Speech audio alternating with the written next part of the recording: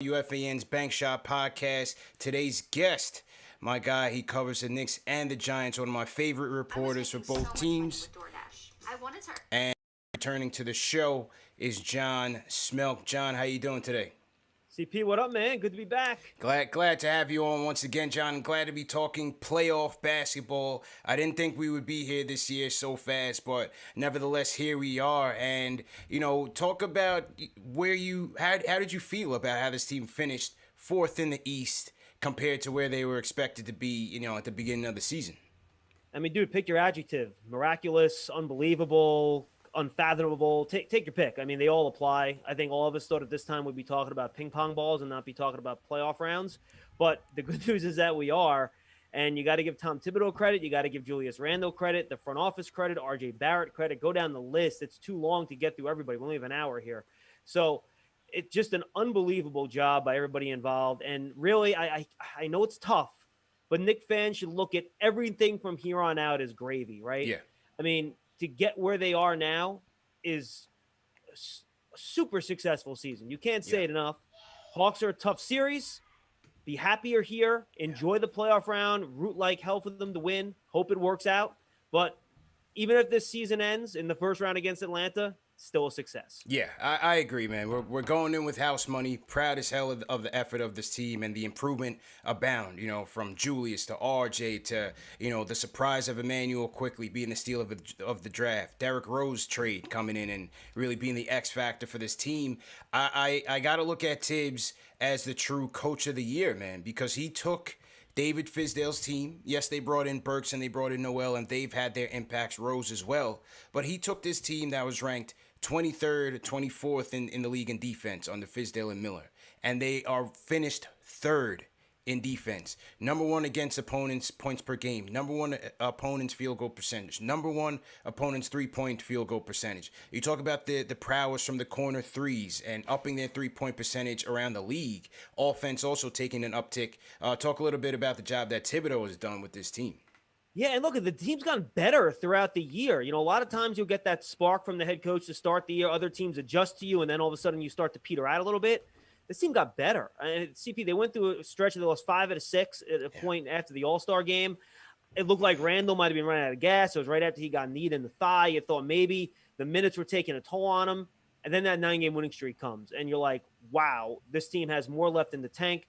Derrick Rose in that road trip shoots like 60% from the field, over 50% from three. He's played his butt off. RJ Barrett, the weakness of his game used to be his jump shot. Now it's his strength. I mean, he's one of the better catch-and-shoot players on the team after Reggie Bullock and Emmanuel quickly and Julius, obviously. So, yeah, look, Thibodeau's gotten them here. I would vote for him for Coach of the Year. I think there is a legitimate argument for Monty Williams, even to Quinn Snyder. I think there is, but given what this Knicks franchise was and has been with, generally speaking, the same players, combine the player development with getting more out of this group as a whole. And I think the fact that they have I think it's the 11th best record is where it ended at the regular season is a borderline miracle. Because if you compare, and this is not taking shots at the guys in the Knicks roster, but if you look at the second best player on the Knicks and compare him to the second best player on nearly every other playoff team, this is better than some of the teams, but not many. Yeah. So what Thibodeau's gotten out of this group, I mean, the second best player is either 20-year-old RJ Barrett or a 32-year-old Derrick Rose. Other teams are rolling out, Ben Simmons and Devontae Booker. Right. I mean, it isn't in the same category. So that's why, to me, Tom Thibodeau should be Coach of the Year, no question. Doing a lot with a little, no doubt about it, man. And we talk about Julius Randle going into this series against the Hawks. Absolutely destroyed the Hawks in their regular season matchup. Over the 3 games, he was averaging 37 points on 50% shooting from three. 58%.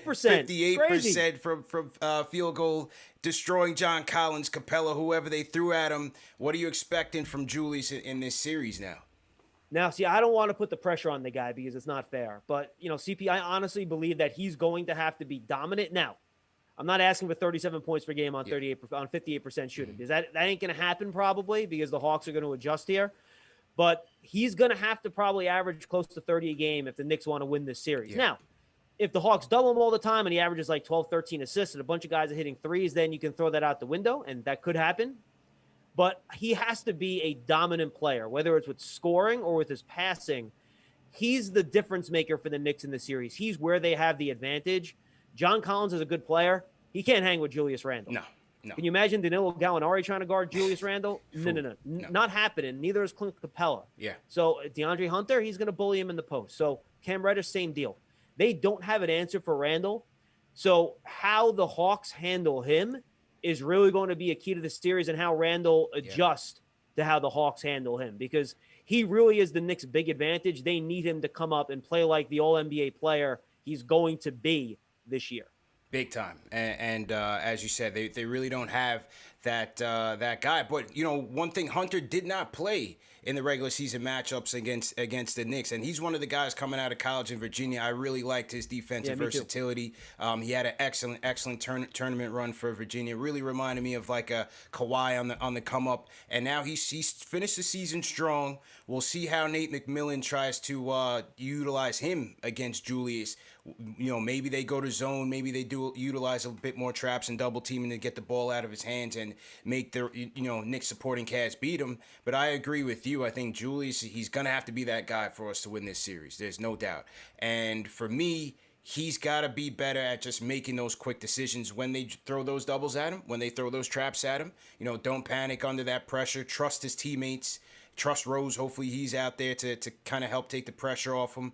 RJ, Bullock as well. And on the flip side, Julius is going to have to guard John Collins, because John Collins is a guy, especially from three, he's not afraid to let it fly. He's going to be attacking the glass. And so Julius is also going to have his work cut out for him on both ends of the floor. And by the way, he's going to have to rebound too, because Clint Capella basically just, man-child, Nerlens Noel in those last two games they played against them. He had 40 rebounds in those two games, believe it or not. Monster. It's crazy. No, you're right, though. John Collins I tweeted this the other day. He's kind of like a double-edged sword. One weakness of this Knicks defense this year, and there have not been many, they don't tend to handle bigs that shoot the ball from deep very well. They over-rotate a lot, and a lot of times the big man doesn't get out to his guy. And in the 3 games against the Knicks, I tracked this. Collins was 7 of 12 from 3 in those 3 games. So he can score. He averaged 18 a game against the Knicks during those 3 games. But look, he'll score. He's a really good player. There's a reason he's going to be one of the better free agents that are available this offseason. But he can't cover Randle. And look, I don't want to put us down the Elfrid Payton rabbit hole this early in the show, because I know there's no escape from that rabbit hole. But if he's on the floor a lot with Julius Randle, and if I'm Nate McMillan, and I think CP, if you're Nate McMillan, aren't you just double teaming Julius Randle with whomever's covering Elfrid Payton every single possession? 100%. If I'm them, I'm not even paying attention to him, man. Definitely want to touch on that, because where do we go here with this point guard rotation? I was on with Ian Begley and those guys earlier, and I don't think they're gonna make a panic move just yet. Maybe as the series progresses, he goes that way. But I'm going Rose right off the bat, John. I'm not playing games. There's no room for error for me. I don't want a slow start. I'm not trying to play catch up. I'm going right to Rose, the true floor general of this team. I'll go to Burks to back him up. And I just feel like in this series, with the amount of firepower that the Hawks have on the perimeter, and we'll get to Trae Young after this, you have Lou Williams, you have Bogdanovich, Herter, Tony Snell, a lot of firepower there. We need Frank, to me. We need his defense in there to get those guys out of their rhythm.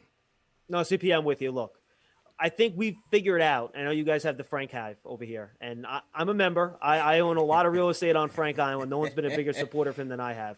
But right now, look, he's not a point guard. Whether or not he's going to become one, fine. Tibbs doesn't trust him to play that role. So I'm with you, though. If I'm the coach of the Knicks, and thank goodness I'm not, I'm starting the series with Rose as my starter. The margin of error in the playoffs is so small, you can't throw away 15 minutes a game on Elfrid Payton, because you're not going to be able to make that up. The Hawks are too good. The Hawks are a good bad. They have a better record than the Knicks do in their last 37 games since Nate McMillan took over as head coach. As good as the Knicks have been, the Hawks have been better. And they're healthier now than they have been all year. So they're really good. You can't afford to put yourself in that 5-6 point, whatever Payton's going to be hole for a couple reasons. One, I don't trust him to be up on Young as much as he needs to defensively. He gets lazy off ball sometimes. Number two, the way you make a team like the Hawks pay for having Trae Young out there is by attacking him on defense. And do you trust Elfrid Payton to attack anybody on defense? I don't. So I think what I do here is that you start the game with Rose, You want to put Rose on Trae Young to start the game, that's fine. Maybe you put a Reggie Bullock on him a little bit too. You can do that. And then I think with the second unit, you roll out with Burks as your point guard. And then I think you have Frank come in as your off-ball defender type. And I think that's how you roll out that second unit with IQ. So you would have Frank in, basically cover Young or whoever the point guard is. I'd try to match those two up as much as possible. Mm-hmm. You have, Burks guard the 3, and then you'd have IQ guard the 2. That's how I would roll with it. I think Thibodeau's too stubborn, man. I can't imagine going into the playoffs he's going to make that change. I'm hoping that the first game doesn't go so poorly that you have to do it after the first game, but I got to imagine by game 3, Peyton's no longer the starter. Unless the Knicks are up 2-0, in which case he's not going to change anything, and we'd all sign up for that. Yeah.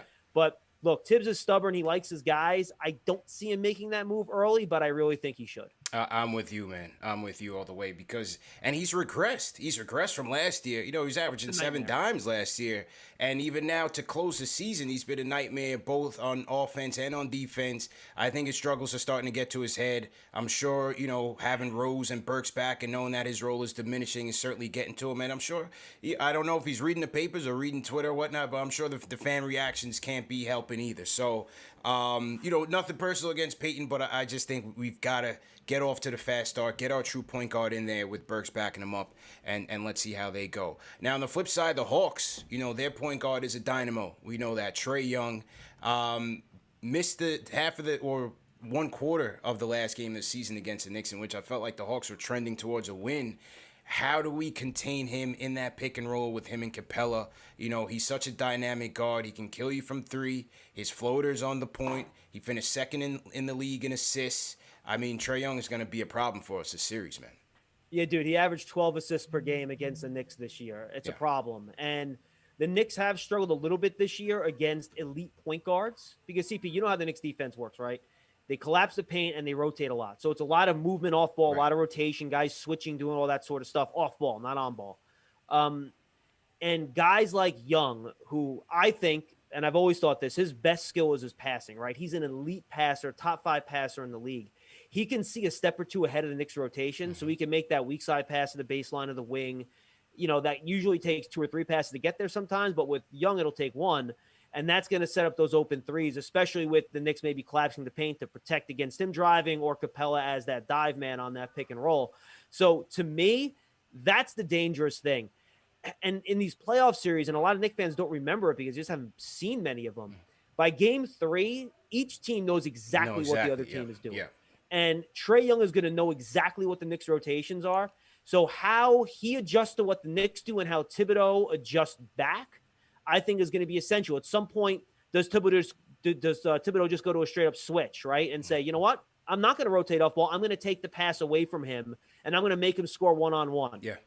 Maybe he's going to do that. So that cat and mouse game is going to be huge over the course of this series because Trae Young's passing against that, again, heavily rotation-based Knicks defense could be a killer. Because I'm with you. In that third game this season, which is really the important, right? Because the first 2, Lloyd Pierce was the head coach of the Hawks, and Bogdanovich wasn't playing. So how much can you really take out of those? I'm not sure you can.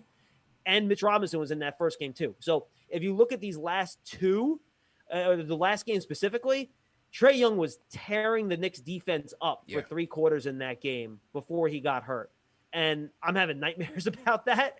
Yeah. And they're going to have to figure out a way to slow down his passing game because it really is strong. Big time threat. And as you said, Lloyd Pierce this is almost a completely different Hawks team between the guys that are getting back healthy, new coach, 26-11 under Nate McMillan and finishing 8th in offense. And it all starts with Young. So I'm with you. I may just try to go up with him one-on-one and try to, stop the other guys from going off, whether it's Bogdanovich, John Collins, limit those guys from getting open looks and then see where it goes. But I feel like the big guy is going to play a huge factor in this, and that's Clint Capella. I mean, he's been one of the most dominant big men in this league outside of Gobert and a couple others, from a rebounding standpoint, setting screens, screen assists, just being an intimidator around the rim. Capella's going to loom large in this series, man. And unfortunately, we don't have Mitch. We know Noel is a great help defender and a rim protector as well, but physically he doesn't match up with Capella. And on the boards, I feel like Noel's going to have a tall order against him. Yeah, I wonder if at some point in this series you're going to see Taj Gibson play more minutes than Nerlens Noel. And I know that sounds crazy, and this is not taking anything away from Nerlens Noel, because he's been wonderful, fantastic. He's been great. But he also probably is outweighed by, 70 pounds to Clint Capella. I mean, it just is what it is, and Gibson's a more physical player. And look, he averaged in the last 2 games against Noel, have you here, 6.5 offensive rebounds per game and 20 rebounds per game. That's tough to deal with, okay? Yeah. So, in the last, I'll just give you the numbers here. He had 9 offensive rebounds in the third game against the Knicks, 6 in the other one. So it's a lot of, that's 7.5. Sorry, I misspoke before. So containing him on the offensive glass is going to be huge, and I don't really think Noel could do it. That has to be a team effort. And if he struggles, I could see them trying to match up Taj with him a lot, because if you look at their lineup, what Noel brings the best here is rim protection. The Hawks really don't have guys that take it all the way to the hoop, right? Trae Young's got that floater game, but how many guys are taking it all the way to the rim? Maybe, Capella rolling to the basket, John Collins rolling to the basket as a roll man, sure. But their guards are shooters. They're not really penetrators per se. So I think you might see more of Taj Gibson as the series goes along than maybe we thought. And it's funny, I had Dan Devine on the bank shot for WFAN earlier, and he brought up an interesting idea too with attacking Young defensively. We talked about Payton being unable to do it. Maybe you do. And he brought up, remember what the Lakers used to do with LeBron, to bring the small up, screen for Randall with Trae Young's guy, and then make the Hawks make a decision, right? Yeah. And if you can get Young on Randall, then they're scrambling off that screen. So it's just another way to go about this. That it's, thank goodness they have Tom Thibodeau, because he's a good tactician and he's going to figure a lot of this stuff out. Tibbs will be ready. He's battle tested, and I trust him in this scenario. And as you said, I definitely want to look to exploit Trae Young on some of these mismatches. It's much smaller guard. See if you could get him into some foul trouble. Maybe you take away his aggressiveness. Go at Capella. And that's one of the things with the Knicks is that one of the things where they didn't improve this season is getting to the rim and finishing at the rim. Whether it's Julius, RJ, Peyton, even Derrick Rose at times, he just seems to be unlucky with getting finishing at the rim. I'd like to see the Knicks attack a lot more, see if they can draw Capella into some foul trouble. Once you take him out the game, it's going to make things a lot easier. Hopefully, they switch that up, because if the shots aren't falling, luckily they have as they finish the season well offensively, but if the shots aren't falling, we got to attack, man. Definitely have to attack. No, I'm with you. And look, they don't have great rim protectors. Capella's good down there, but it's not like you're dealing with, an elite top 3 rim protector. So I'm with you. Attack. But look, you know how these playoff series go, man. This series is going to come down to the 3-point shot. Yep. I mean, the Hawks take a bunch of them. The Knicks, I think, wound up with the 3rd highest 3-point percentage in the league, which, by the way, how mind-boggling is that? The first 3 weeks of the season, we're all talking about how the team can't shoot, and all of a sudden, the 3rd best 3-point shooting team in the league. It's incredible, really, 40% for Julius and RJ Barrett. Who would have thought it? Yeah. But it's going to come down to that. And really, to me, these teams have very different styles. But in terms of their level of play, I mean, they're almost equal. And I know, Mark Berman had that good story today from the scouts. I think the Hawks have more talent. And you know what? Yeah, the Hawks probably do have more talent. Yeah. But most of the teams in the league have more raw talent than the Knicks. Right. But their defense, the way they're coached, the way they play together, their intensity is what sets them apart. So they have to leverage that, and they're going to have to keep hitting their threes. Like if Reggie Bullock and RJ and Rose don't hit their 3 wells in the series, the Knicks ain't going to win. Yeah. I mean, it's really that simple. So they need to continue shooting well.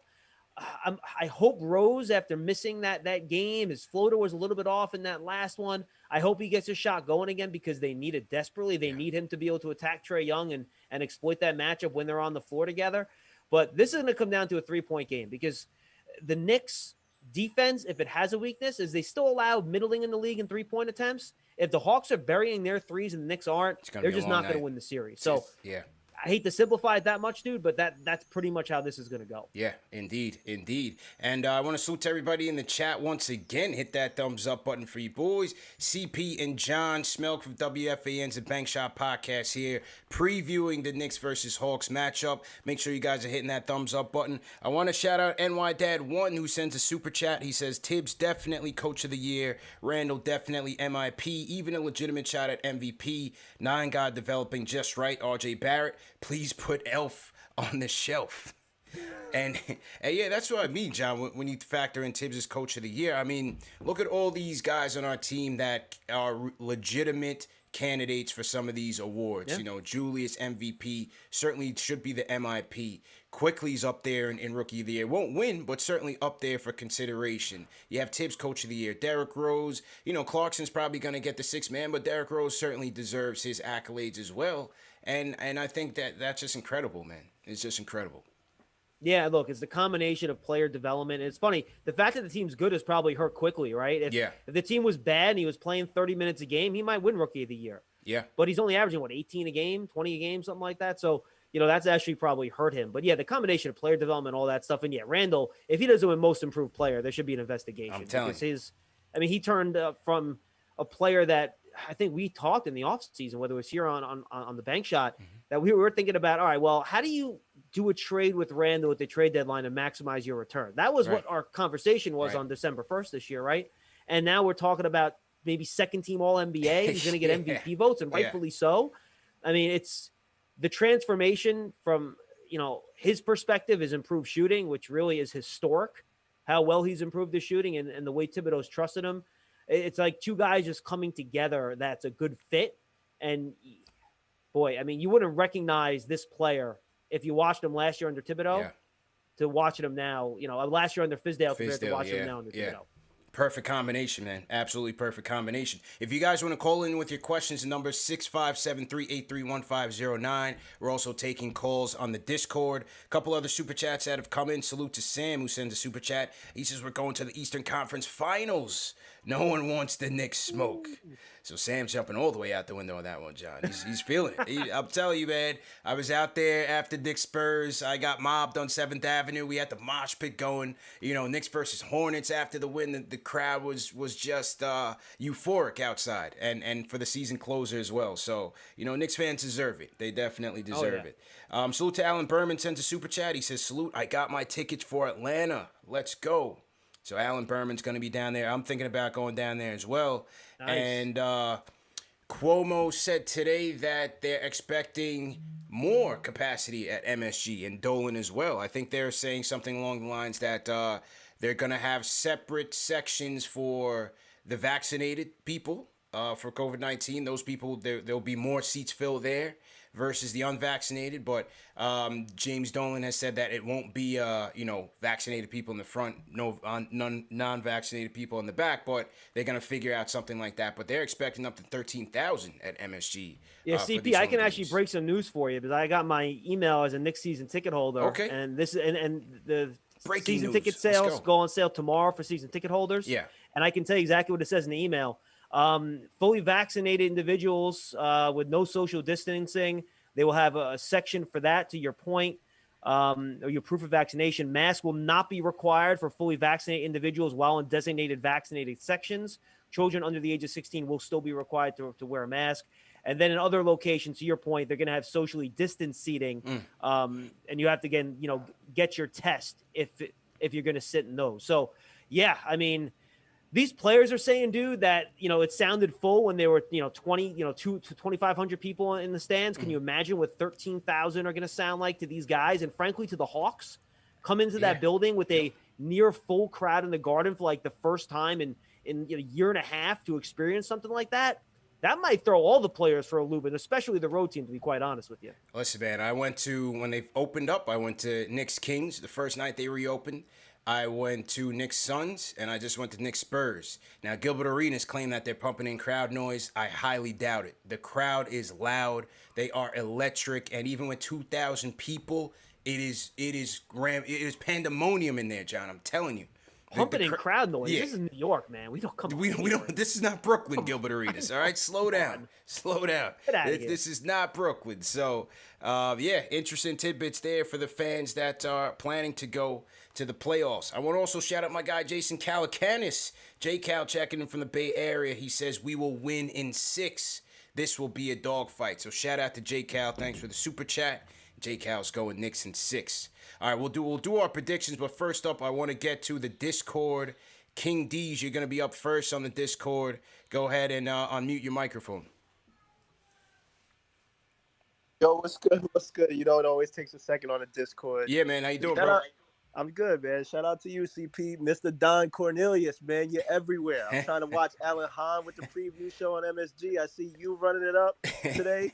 Salute to you, CP, because Thanks, at man. the end of the day, you made this community, and this community's following what you created. So I just got one question, and Yep. I'm gonna make it short, Hmm. because in my opinion, I feel like this whole series is about two things: rebounding and bench play. Now I don't know how far Nate is gonna go into his bench, but I just want to ask, in your opinion, what bench is stronger right now? That's all I wanted to ask. I'm gonna hang up. Yeah. Ooh, it's a good question. Yeah. Good question. Let's see. The Hawks are going with, they got Lou Williams, veteran, 6-man candidate. You know, he's going to look to get cooking. You have Snell. You have Danilo. Where do they bring DeAndre Hunter? Do they bring him off the bench or not? I'm not so sure. Yeah, I don't know. Yeah. And how deep do you know, Thibodeau's a guy to shorten his rotation too, right? Right.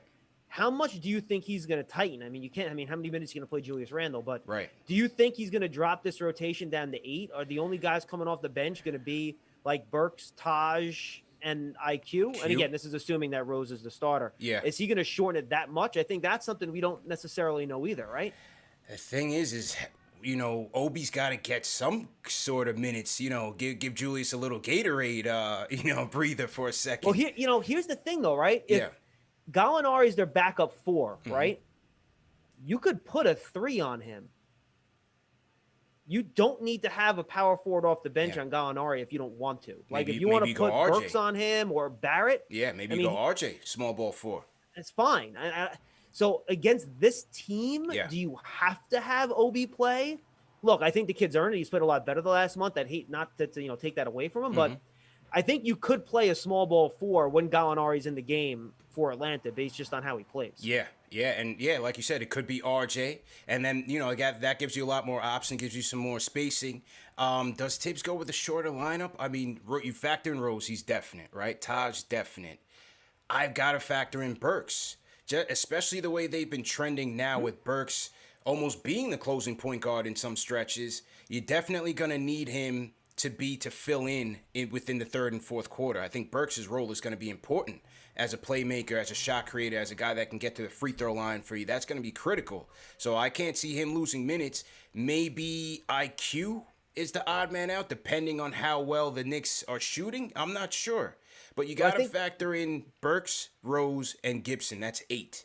Yeah, and I think that's the thing. I think if Payton stays the starter, it has to be 9, because I do think you need IQ shooting off the bench, right? Need it. But if Payton gets removed, does he then go to 8, or does Frank sneak in as number 9? I think that's the interesting question. You got to get Frank in there, man. You got to. No, I agree. Look, he's their best defensive option against Burks and it's against Trae Young, and it's not close. Yeah, I agree. So with that, I mean, I think the Hawks bench is deeper. But I just like the way that the Knicks trio of guards with Burks, Rose, and Quickly, I think they can be a difference maker in this series and more effective. And with Taj, you know, being that veteran presence, being a guy that can get in and defend, he can play the pick and roll. He gives you some more versatility. He's more reliable on the offensive side if he's got to put some tip-ins or, you know, force himself to get a basket in there, you know, rather than Noel. And I think he could end up finishing in some games over Noel because you need a little bit more offense from him. So I think that I give the Knicks the edge just on the way that the season is gone. But I think the Hawks also have a formidable unit. Yeah, I almost think like the Hawks have more upside with their bench, but I think the Knicks, you feel better that they're going to be consistent. You know what I mean? You know, you trust Burks, you trust Rose, you trust Taj. They're veterans. You know what you're going to get out of them. And then IQ is kind of the wild card.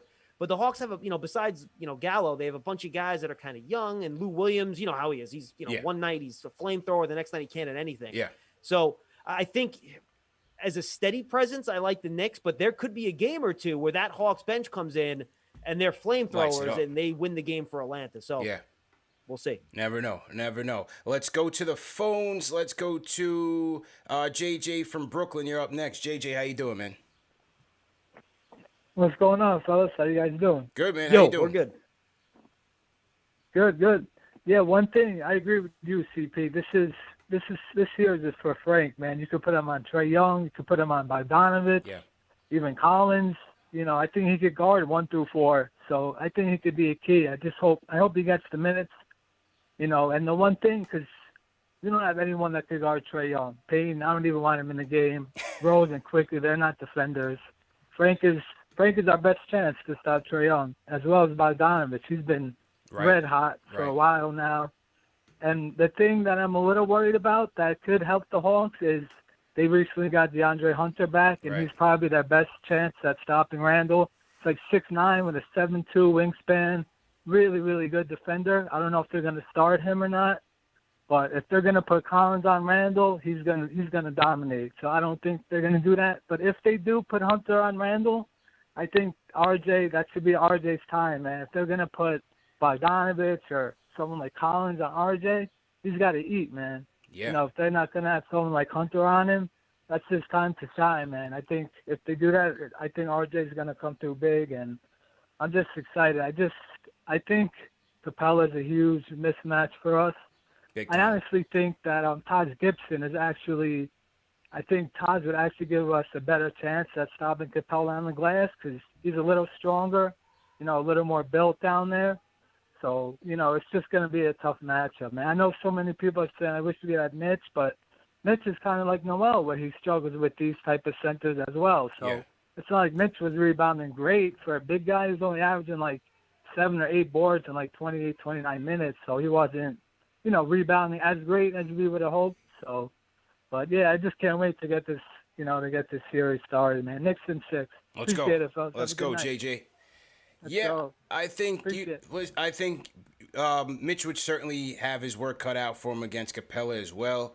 I just think, number one, on the offensive glass, he would help keep some balls alive for you, boxes out a lot better, and then switchability, having Mitch out there on the perimeter, trying to keep some of the Hawks perimeter players at bay, preventing some shots, intimidating some shots. We know Mitch's prowess at blocking 3-point shots and things of that nature. So I think Mitch's presence will definitely be missed in this series, John. No, look, I'm with you. I think, and if you look just at Capella's performance in that first game against Mitch, it wasn't nearly as good as he did against Noel later on in the series. Hunter is 6'8", but he's 225. And I feel like if you put him on Julius Randle, that is an automatic Julius Randle go into the low post at 250 pounds. I mean, look, for you guys that go play ball at the park and you get a guy on you that outweighs you by 25, 30 pounds, it's tough. That dude is going to move you.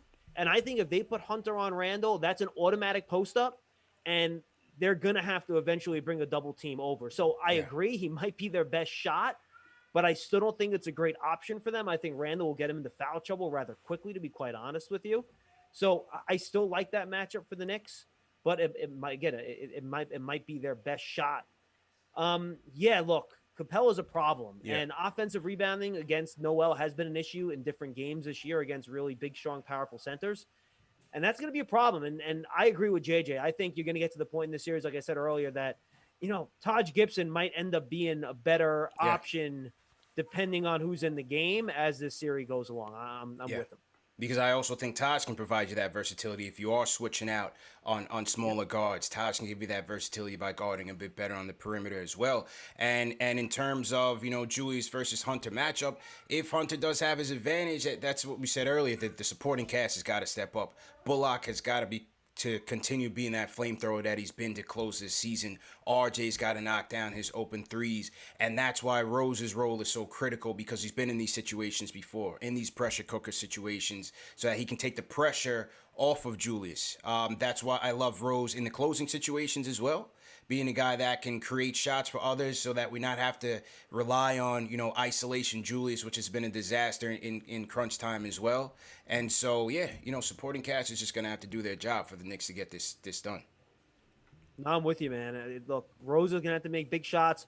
RJ is going to have to finish at the rim, too. The open threes are great. Right. But if he gets mismatches on switches, dude, his finishing at the rim the last 3 weeks has not been great. No. So he's going to have to start doing a better job. I feel like he's gone away from some of those kind of, little up and under moves he was trying mid-year, some of those little floaters that he was trying, and he went to his right hand more. And he was using some real creativity. I feel he's kind of gotten back to that, just drive into the guy's chest, Right. hope for a foul, and kind of just try to throw the ball over the defender. That's what he's doing last year. That doesn't work. Yeah.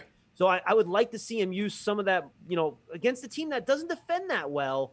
He should be able to do a better job finishing at the rim this series, and the Knicks are going to need it too, because at some point, with all the switching and Randall and the help defense, he's going to have lanes to the basket. He's going to have to finish at the rim. He's going to have to finish. And it's been frustrating for him and the fans to watch that. It doesn't seem like he's getting the benefit of the whistle either, John, lately. I don't know if he's too strong out there for the guys, but he hasn't been getting the whistle. Conversely, what I've read, I believe it was in The Athletic, they were saying that the league is going to review Trae Young's ability to draw fouls to see if they need to alter it, because you just breathe on the guy and they're calling a foul.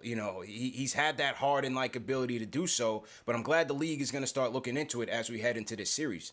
No, you're right. And look, Trae Young does what Emmanuel quickly does, but like times a million. Yeah. Where he kind of, stops, leans into the guy, and then does his Reggie Miller flop, and, he wants fouls. Right. So, look, and you see when players guard him, they get very frustrated. That's one thing if Frank does get on him. Frank has been a little hacky this year. He gets a little aggressive. He's going to have to watch that against Young with his length. He doesn't have to be that, up in his grill, because he's so much longer than he is. So, that's a factor. I think RJ almost suffers a little bit from what happened with Melo, 5-6 years ago, where, they jump into the defender, but the defender has the correct position when he does. So that's why he doesn't get, like, Carmelo was the king of just jumping. You're not going to get the call that way.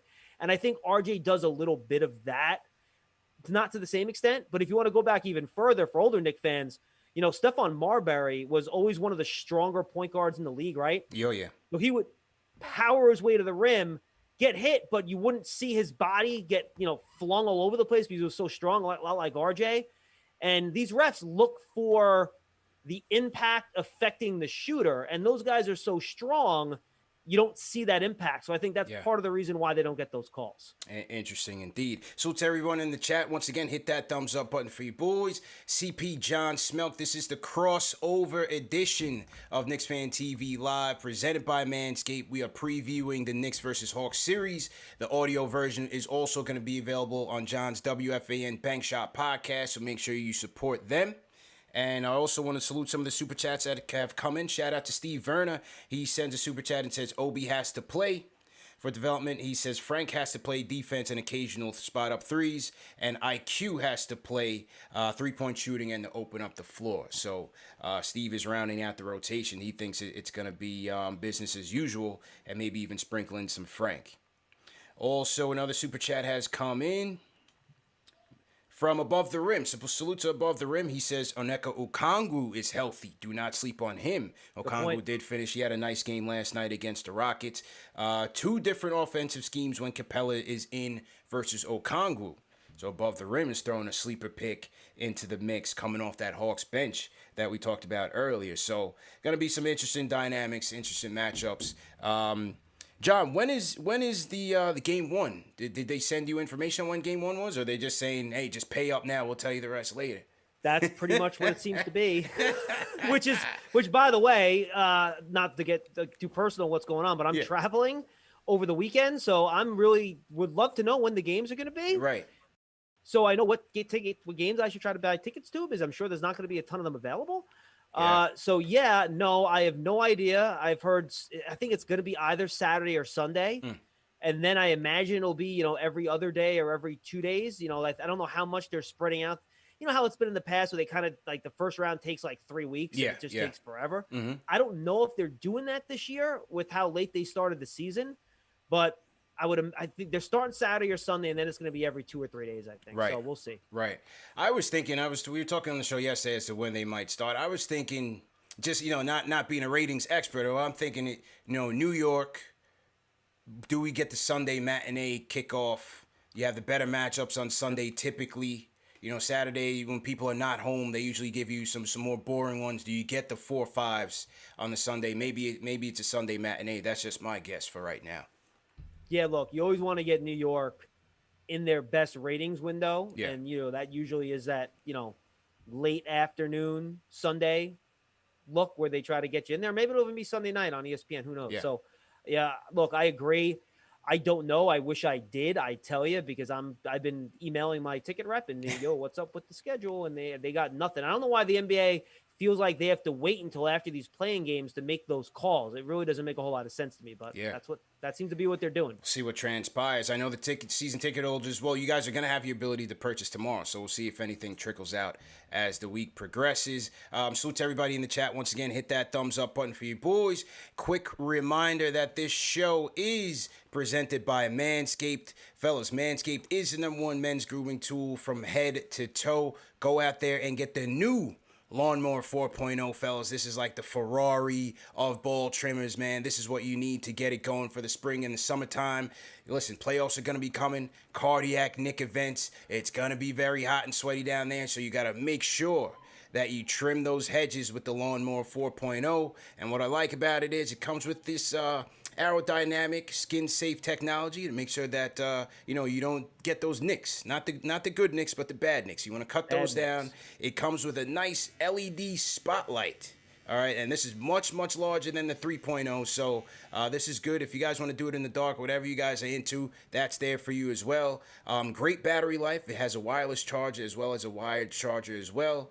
And for this show, as always, they're giving you guys 20% off plus free shipping with promo code Knicks. So go to manscaped.com, enter promo code Knicks for 20% off plus free shipping. Just have to pay the bills a little bit, John. You know what I mean? Just have to pay the bills. All right, let's go to Ron from Baltimore's up next. Ron, how you doing? I'm doing wonderful, man. This is the most fun I've had in a long time. We're talking playoffs. Just have a few quick comments I wanted to see if you guys agree with me on. First, Julius Randle down the stretch of games. It's not just Julius. The other guys got to make themselves available. And my thing is, Julius has been making his jump shot at times. I don't love the fadeaway down the stretch. I'm not saying he can't make those, CP and John. I know I've seen him make them. But what I'm saying is, I'd like him to attack. Now, Capella's a bigger body, so you can't always attack. You can't always get right to the cup. I'd like him to attack more. And if he's going to shoot a jump shot, I'd like it to be right around the elbow where he's usually been money. I actually prefer his step-back jumper over his fadeaway where he goes backwards just because he's playing so many minutes, and I get worried that he gets a little bit tired and his jump shot falls a little short. But look, he's going to make the decisions. He's watching the film. We all see CP. Totally agree with you. Down the stretch of a few of these games, he's got to be better and get out of his hands. With RJ, my comment on RJ is I'd like him to get some easy ones in transition, and they have been posting them up more. I agree the refs have not given him the whistle, but I still think he's got some favorable matchups. I'd like him to get a couple post touches because not everything can be from three. He's been great from three, but you got to get some easy ones. And then the last comment I have, and I know you probably will disagree with this, but it's just my opinion. Alec Burks for 2 to 3 minutes reminds me of Michael Jordan in the fourth quarter. I'm not kidding. No, I know I got thrown off the air on a different show if I'm saying that, but I'm not kidding. There are it's only about 2 minutes, CP. He's not Michael Jordan, but there are 2 minutes where Alec Burks turns into Michael Jordan, where I don't want anybody near him. Get out of the way and give him the ball and just let him work. Yeah. What are your thoughts on those three things? And I'll hang up. But enjoy the games, guys. Thank you, man. Thanks for the call, Ron. Listen, I would say with Julius, you're looking for better decision-making all around, not just in closing situations, but in the game at large. As far as the fadeaway, watching him take those baseline fadeaways in particular, at a certain point, I don't know if he finished this way, but he was leading the league in efficiency with that shot. So it's hard to sometimes kind of question the arsenal. I just hope that, in crunch time, he gets better looks, whether it's him taking better shots or the guard setting him up a little bit more. Go ahead, Joe. Yeah, CP, here's the problem with Randle in crunch time. To get to those little turnaround fadeaways, and I like the one when he either, turns baseline over his left shoulder or turns into the middle of the paint, where he kind of tries to draw the contact with his arms, and then he does that, further turn into the paint. It's kind of that same fadeaway LJ used to do. I love those shots. I think they're pretty high-quality shots for him, but the problem is that he can't get to those from the post late in games because the minute he touches the ball on the block late in the game, guys are coming. They're coming at him, And they're not going to let him get that shot off. The same way, do I want him to take it to the rack? Yeah. Well, if you watch, The minute he gets the ball on the wing, you see the weak side big man go across the paint and literally plant himself between him and the basket as a second defender. So I agree with you. I think it's about his decision making, and I understand he feels a responsibility of taking that last shot, and I respect the hell out of him for that. And he's been done a great job with it.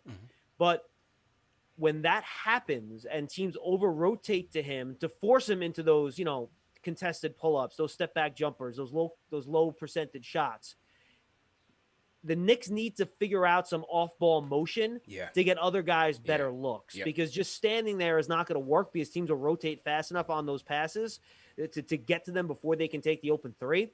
So I think it's all about how the Knicks – Julius, one, has to make the quick pass and the quick decision, to your point. But I do think the caller makes a point that the other guys have to get to a spot where they can take a quick open shot off that extra help rotating to Julius. And I don't think we quite see enough of that late in games. Fair? Yeah, I agree. What we do see early is that delayed pass connection between Julius and Bullock.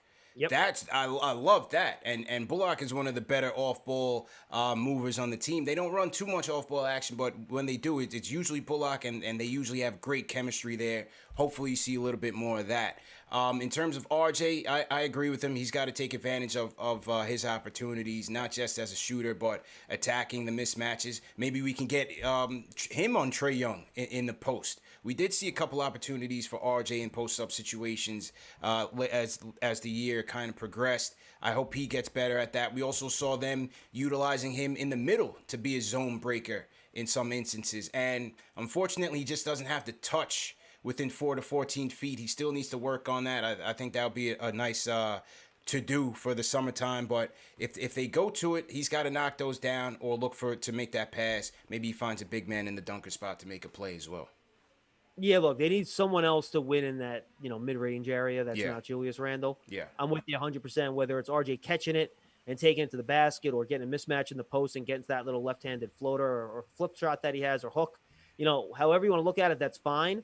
But they do need eventually, at some point, someone not named Julius Randle is going to have to win against the mismatch. And Barrett and Rose are probably your two best shots there, with Quickly probably and Burks as your third and fourth best option. Yeah, and as you mentioned, Burks, the Michael Jordan comment. I don't know about that, but look, Can I have what he's drinking, please? Yeah, right. But the two games I did go to, whether it was the Kings game or the Spurs game, I mean, Burks had some quarters where he had like between 15 to 18 points. He's a guy that could light it up for you, and he's going to be important to this team, not just as a shooter, but as a guy that can get to the basket, has good ball control, body control to get to the line, and the problem is, as the emergency point guard, he's susceptible to mistakes. He doesn't have the best ball handling. I mean, he's from not the a point perimeter, guard. right? He's not a true point guard.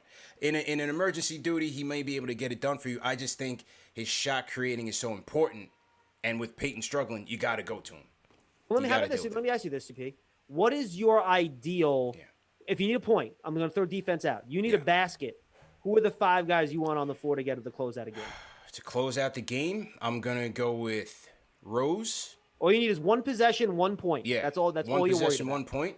I'm going Rose. One possession, 1 point. I'm gonna go Rose, Burks, Bullock. I'll even throw RJ out there and Randall. I'll go Randall, small ball 5. I'm with you. I would consider putting IQ out there. I was thinking IQ. I'm like, I don't know. It's hard, man. I've been such an RJ guy this year. It's hard to take him out. It's hard not seeing him closing crunch time. But Tibbs has shown that he's not afraid to do it. And by the way, RJ's made some big threes too on catch and shoots on the baseline in late in games too. Right. So he's shown he can do it. I think that's a deal, right, where you kind of figure it out by game.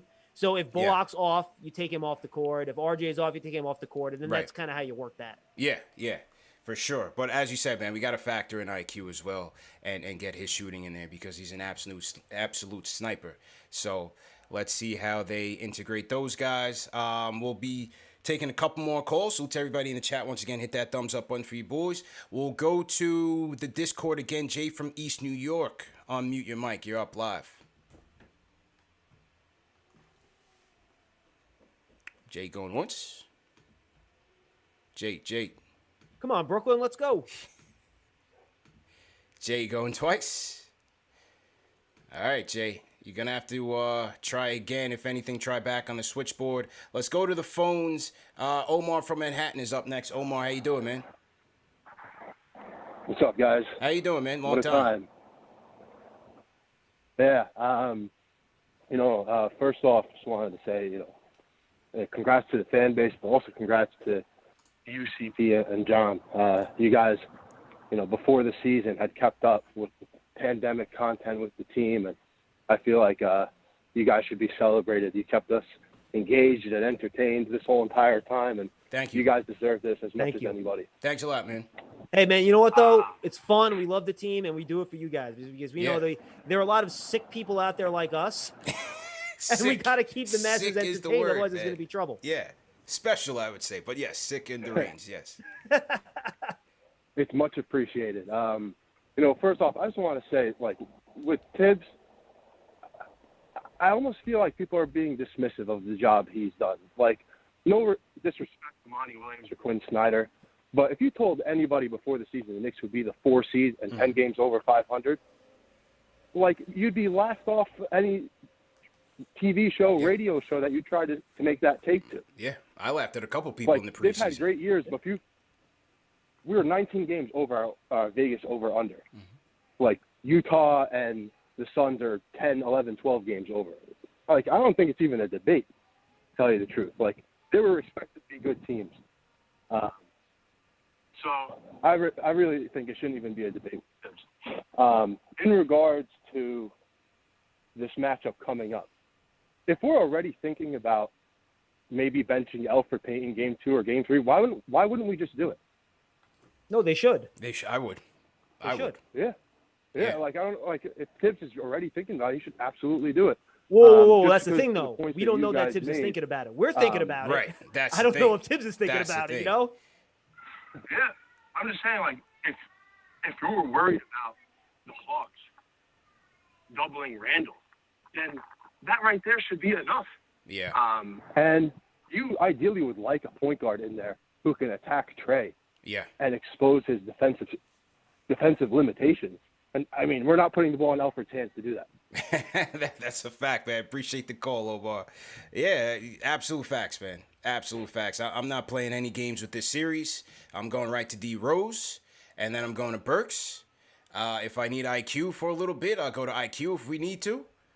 I need Frank's defense out there. I want him in the rotation, and I say, Elf, thanks for your service for the last 2 years. We'll take it from here.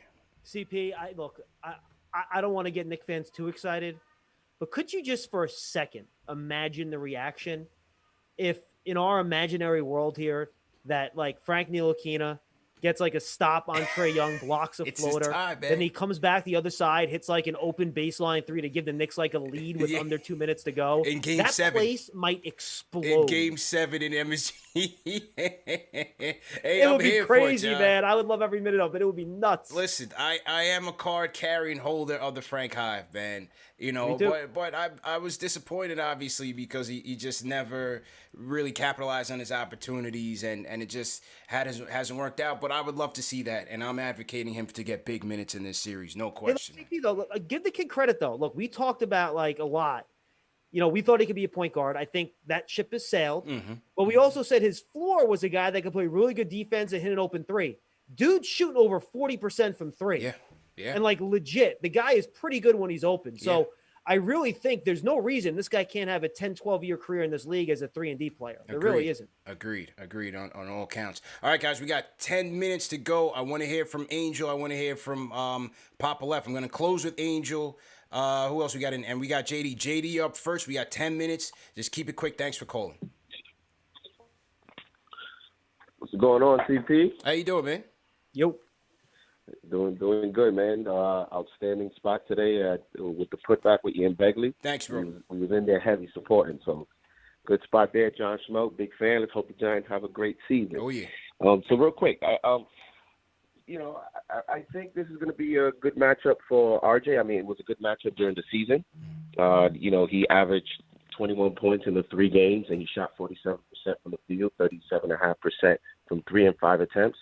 I have some friends that are a little they're big RJ fans, so they really want him to have a good season because they think if he can have a good playoff series, because if he's able to, kind of sets up what the season that he's had. So if he's able to have a good series, I think that's a great way to end the season. Now, Peyton, I think the Knicks, he had 14 points in the first game.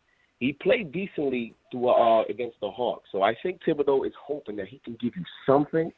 If you look at the numbers, he played decently against the Hawks throughout the season. So I think, and you know how it is, CP, this is New York. At the end of the day, if Elfrid Payton for 6 minutes in the first quarter is able to give you 6 solid minutes, we forget about the season. Yeah. We forget about the season. You know what I mean? So if he's able to play decently, give you something, listen, we're happy at the end of the day. And I'll close it out with this since, I know you're in a rush. I have a question for you guys. Is game 1 a must-win? Now, you know what the percentages are, and this is a team that, although Noel and Burks and Rose have playoff experience, our main guys, RJ and Randall, do not. Is game 1 a must-win? Because if we lose game 1, depending how that game went, going into game 2, Tom Thibodeau is going to get asked lineup changes. You know how the playoffs are. You make adjustments game to game. In your opinion, is game 1 a must-win for us? And thank you, guys. Thanks for the call, man. Listen, I think as long as we split the games, you take it. You hope they don't buckle under the pressure and try to do too much in game 2 or try to win it all in one shot. But I think as long as you split it, you keep going. You want to take this thing. If you got to take it to a 7-game series, you got to do what you have to do. This is how I look at it, CP. This team, I think, had the 7th or 8th best home record in the league this year. They were great at home.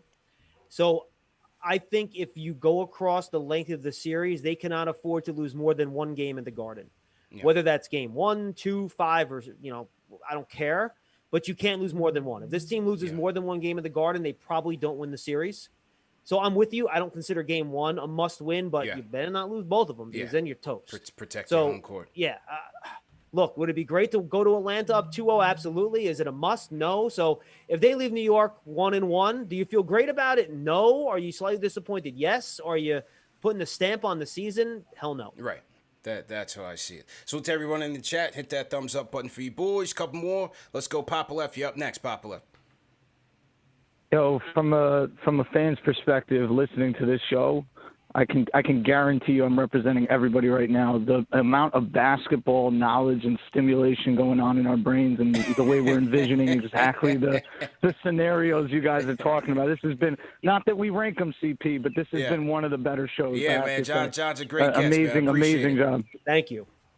No doubt. It really gets into why the Knicks fan base is a unique fan base in sports, because it's an intersectionality of hip-hop culture, past, the 70s, and also you have pickup basketball. It's the easiest, game to play. Everybody's played a pickup game, and we're knowledgeable on that aspect, and also from a cultural aspect, the diversity and all that kind of finds its way into a Knicks fan base like no other fan base, I think, in professional sports on this side of the Americas. So I definitely wanted to say that. Now, my point on Elfrid Payton, I was outside yesterday and we saw him exiting the players' entrance. He looked dejected. He actually looked back at me, and I said, "Hey, Elf," But unfortunately, it almost looked like he was looking for a reaction or kind of uncomfortable, and nobody kind of gave him any love. And I'm not saying that to feel bad for Elf. I'm just saying that when you read someone's character, we're talking about the analytics and the different parts of the game. But when you talk about someone's character and the way that their energy is, I hope that Elfrid can take this week, and we could fantasize about him not starting. I think he's starting the whole series. That's my take. And he has six minutes to go as hard as he can, pick up as many fouls as he can, make Trae Young's life like a nightmare, because he's a big dude. Him and Frank are really big dudes. I saw them up front and close. They're really big dudes. And also with Elfrid, when Rose got here, remember, Elfrid was playing much better because he felt he was losing his job. If he can just find his role in a similar way that other players on this team have sacrificed their personal development, whether it's RJ or Quickly or Obi Toppin coming in 4 minutes doing the two things they said he couldn't do, which were rebounding and playing defense, Elfrid's just he's got to pick it up. He's got to pick it up. We need those 6 minutes from him because that's what Tibbs wants. And definitely, you know, I feel like we just got to attack Trae Young. If we attack Trae Young 48 minutes, make his life miserable, we have the length at the guard position, and also Tibbs has to give Reggie Bullock the right – we're talking basketball. We got to get Reggie Bullock a little bit of a slower foot matchup because he's been getting exposed against these quick, you know, penetrating guards. But, damn, what a season, what a regular season. Let's go Knicks. Let's take it as far as we can. Papa Left, thanks for the call, man. Thanks a lot for the call. All right, let's close it, John. How you looking on time? I got time. We're good. Okay. All right, Angel, we're going to close it with you, Angel. You're up next. Yo, CP, John, what's good, brothers? How y'all feeling today? How you doing, man? We're good, man. What up? I'm good. Hey, listen, man, first thing first, y'all hit that thumbs up for y'all boys, man. Hit that thumbs up. Go. But listen, man, you know, when it comes to this series, I was just looking at some numbers, you know. First of all, you know, the officials are going to play a big part. You know, I was listening to Brian Windhorst, and he was saying that they're not going to call as many fouls for, you know, Trae Young because, you know, he gets a lot of foul calls. So they're going to let us be more physical. So I'm hoping that's the case. But, you know, I've been watching a lot of Atlanta games, you know, and they had the top seven easiest schedule to end the season. So they've been playing a lot of easy teams that don't play defense. We play defense. So when it comes to Trae Young, you know, when he sets that pick and roll, either make him pass that ball or follow him and block that shot from behind him. We can't just keep letting him penetrate and then, you know, get them easy floaters. You know, we got to make him earn it. Now, he's going to make some buckets, but, you know, we got to make him earn it, you know. And then, you know, when it comes to the rebounding, you know, when you look at the stats, you know, the last 5 or 6 games, you know, we've given up more than 11 offensive rebounds. Yeah. That's not good when you're playing teams like, you know, Atlanta, you know. And when it comes to Clint Capella, you know, he had 22 rebounds the last time we played him. He had 18 the second game, and he had 13 the other one. So the big men are going to have to box out, man. You know, we're not going to beat them if we're giving up, you know, one person getting over 10 offensive rebounds. That's not going to beat Atlanta, you know. And, you know, in the end, you know, like I said yesterday, you know, we got to keep moving that ball. And RJ, man, you know, like he's only shooting 12 or 13 times a game, 17 points, you know, per game. You know, he's going to have to score around 22 to 25 points a game, I think, because RJ is going to be big. You know, I think Julius Randle, he solidified his status in doing his thing and becoming an all-star. I think he's a superstar player. That's just my opinion. But, you know, RJ is going to have to come up big, you know. And the guards, you know, we can't have second halves where the guards don't show up and make shots. Even if it's not threes, just make some buckets, you know. And my question to you guys, man, Elfrid Payton, bro, you know, I'm not calling him by his name. I'm calling him Reptile from Mortal Kombat. I already told y'all that. And, you know, in the end, you know, this dude has literally given us nothing, and we still been winning. So my advice, I would start Alec Burks, you know, because I like the way Rose plays with Obi Toppin, you know, and then if you need to switch it, you know, vice versa, you know, put Rose in and then have Alec Burks play with the bench. But either or I'm good with. But, you know, the way that Elfrid has been, well, Reptile has been playing the last, you know, couple of games, you know, if you're not going to start him after the first, you know, couple of games, would you rather go with Rose or Alec Burks? I would start Alec Burks because he has been on the floor with the starters a lot. Yeah. And I think that, you know, we would be a lot better with him because you can see it, man. As soon as they put either one of those two or Quickly, this team, you know, scores buckets. You know, it's just, You can't have 5 or 6 games in a row averaging 2 assists a game with 0 points. That's not going to beat Atlanta. True, man. But appreciate the call, Angel. Definitely appreciate it. We're just running up on time. That's okay. I'm going. It's cool. Are you good? Cool. Okay. Look, I think he touched on a lot of things that were good. Yeah. One, Trae Young trying to block his shot from behind is how you foul him. I think, you know, he kind of jumps back and does this whole thing, and that's how he gets hit. He shot 34 free throws against the Knicks in 3 games. That's a lot. And that's why I think his points are kind of connected. That's why I would put Rose into the starting line of CP. I don't know about you. I'm putting him in. 100%, Yeah, because 100%. if you put Burks in, who's guarding Trae Young? Right. He talked about not wanting to put Bullock on quicker guards. Well, I'll put Bullock on him, or you put Barrett on him. Yeah. You got to put Burks on him. I don't think that works. Now, do I want Derrick Rose chasing around Trae Young for 30 minutes either? And I don't think that's necessarily a recipe for success either, which is why I think both of us want to see Frank in there, because he can at least take some of that defensive pressure off the Knicks guards. But look, I think it was 2 callers ago. Peyton, he's right. You're in there for 6-7 minutes, dude. You should just be all over that dude and giving everything you can defensively and just making his life a living, because that's you're not going to hit an open 3. You might get a couple drives to the basket against Young because he's smaller, but look, that's what you have to get out of Elfrid Payton. And it stinks that we're sitting here, we're like, oh, well, as long as we're not down 6 after Payton checks out of the game, but that's the world we're living in right now. And that's why I think, look, Thibodeau's smart. He sees it. There's a reason Peyton's never in at the end of games. I mean, CP, he's never, ever in at the end of games. Thibodeau sees it. The question is, when is he going to be willing to pull the trigger at the front half of games? And honestly, if the Knicks lose in game 1 and Elf has a, -8 in 15 minutes, I think he's out of the starting lineup of game 2. Yeah, I agree. No time for games. But as Popolef said, listen, with your 6 minutes, the one thing Peyton does well is he puts his head down and gets to the rim. He doesn't finish as well. He's not passing as much as he used to. Definitely not passing it to RJ, but he's going to attack the rim. So maybe you could do that. Maybe you draw a foul on Young. Maybe you draw a foul on Capella and so on and so forth. But I'm going quick hook. I'm going immediately to Rose because he's our guy to get the offense going, whether it's in the half court or whether it's in transition. That is our true point guard, and we just hope that we can get to him and that he has effective minutes, because it seems like once he gets past, that 25-30 mark, he starts to taper downhill a little CP, bit. that was even my question for you. How long do you trust to play him? Can you play him 32, or is that too much? Not every night. Not every night, man. Watching him in that Laker game, they almost brought him home in a body bag, man. I'm telling you. I'm sitting there just holding my head. I said, oh, my goodness, he's not going to make it home. He's not going to make it home, John. I was concerned. And then, consequently, you didn't even play in the which game was it? The Spurs game. I think the Spurs game. He didn't play. Spurs game. He didn't even play. And I was there. So you got to treat him with kid gloves there, put some ice on him. But between Rose and Burks, that combination is going to be important to this team. And hopefully Peyton in his little minutes can be effective. So that's the story. But, John, great show. I thought we definitely put our all into this. What is my prediction? What is your prediction? What is your prediction, John Schmelk? I'm putting the camera on you, putting the spotlight on you. Look, I think these two teams are pretty evenly matched.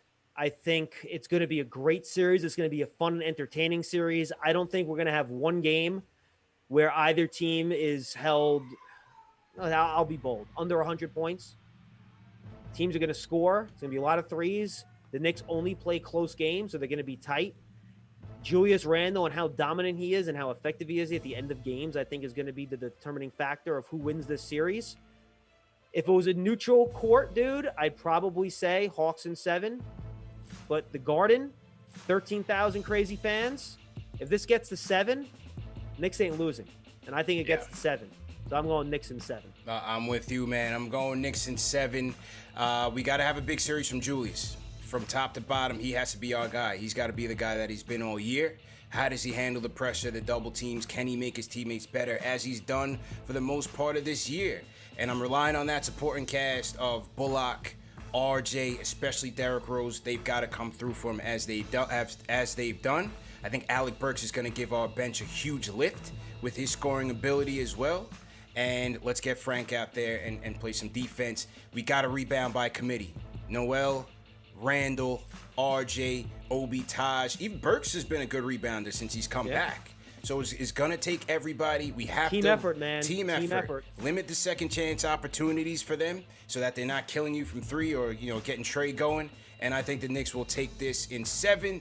Everybody in the chat, leave your predictions. What do you think the Knicks will do? How do you think the Knicks will do this? At 8:25, meet me on KnicksFanTV Instagram. I'm going live with Fat Joe to talk NBA playoffs. So once again, John, I definitely appreciate your insight. Welcome back. And we didn't get to touch on Giants, man, but I know you pressed for time, but we'll definitely have to come back and talk about Big Blue, man, because they had a great draft. whenever you want to and I do was it, babe, I'm excited here about for you. it, No man. worries. Thanks again, John. Much appreciated, man. No problem. That's John Schmelk, WFAN. Follow him on Twitter. John, what's your Twitter again? At Schmelk, there's At only Schmelk. one. There's only one. SCHM, 2 E's, which is the tricky part. Yeah. Then LK, and of course, WFAN, The Bank Shot, my Knicks podcast. You can find it on my Twitter handle. Go check it out. Subscribe. I just recorded Dan Devine today from The Ringer. Dan's a Knicks fan. Is in Brooklyn right now, actually. That's where he lives. He's great. Out some other guys later on in the week. This will get posted up there too. Make sure you guys go subscribe, check it out, and hope to see you there, man. Absolutely, man.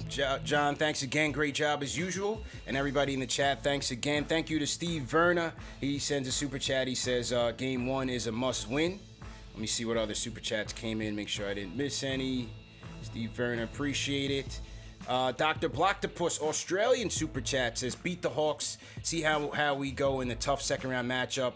Clips crumble, then get Lonzo and fun guy Kawhi in the offseason.